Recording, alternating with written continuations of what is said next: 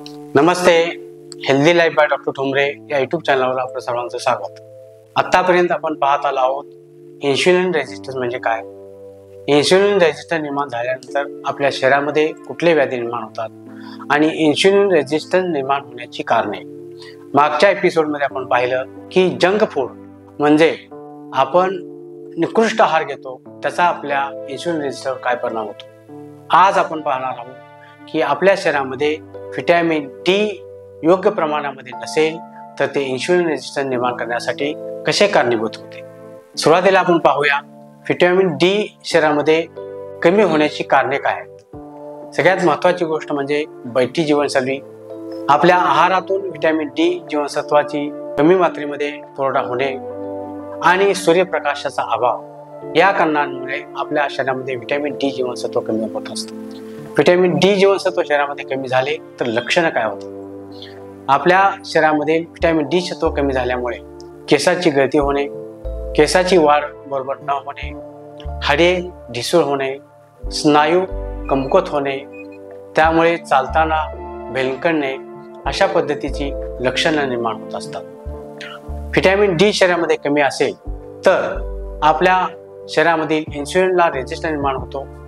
इन्सुलिनला resistance निर्माण झाल्यामुळे इन्सुलिनचं secretion ज्या प्रमाणात व्हायला पाहिजे त्या प्रमाणात होत नाही किंवा इन्सुलिनला रेजिस्टन्स निर्माण होतो आणि त्यामुळे टाईप 2 डायबिटीस निर्माण होत असतो। आपले शरीराची इम्युनिटी कमी झाल्यामुळे कॅन्सरसारखे आजार जर निर्माण झाले तर त्या व्याधीपासून आपल्याला फाईट करण्याची ताकद व्हिटॅमिन डी सत्व कमी असल्यामुळे ताकद पुरेशी मिळत नाही।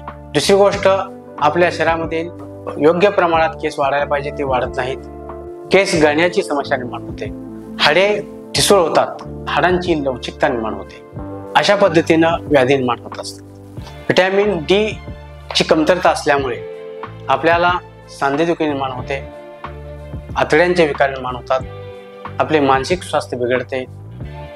एकूणच सर्वच आपल्या शरीरावर व्हिटॅमिन डी च्या कमतरतेमुळे परिणाम होत असतात। व्हिटॅमिन डी वाढवण्यासाठी आपण काय करायला हवे। व्हिटॅमिन डी शरीरामध्ये वाढवण्यासाठी आपण सकाळचे कोवळ्या उन्हामध्ये जायला हवं। सूर्य उगवल्यापासूनचा सकाळचा अर्धा तास आणि सूर्य मावळण्याच्या अगोदरचा अर्धा तास हे आपण ऊन आपल्या शरीरावर घ्यायला हवं। दुसरी गोष्ट, आपल्या खानपानामध्ये रेड मीट आणि सूर्यप्रकाश घ्यायला हवा। आपल्या आहारामध्ये मशरूम घ्यायला हवं। अशा पद्धतीनं जर आपण व्हिटॅमिन डी जीवनसत्व आपल्या शरीरामध्ये योग्य प्रमाणात जर घेतलं तर व्हिटॅमिन डी च्या कमतरतेमुळे होणारे व्याधींच्या पासून आपल्याला मुक्तता मिळू शकते। स्त्रियांच्या मध्ये व्हिटॅमिन डी च्या कमतरतेमुळे इन्सुलिन रेजिस्टन्स निर्माण होतो व इन्सुलिन रेजिस्टन्स निर्माण झाल्यामुळे स्त्रियांच्या मध्ये PCOS निर्माण होते, त्यामुळे स्त्रियांच्या मध्ये मासिक पाळीच्या तक्रार निर्माण होतात व हिर्सुटिझम म्हणजे स्त्रियांच्या मध्ये अनावश्यक ठिकाणी केस वाढण्याची समस्या निर्माण होत असते।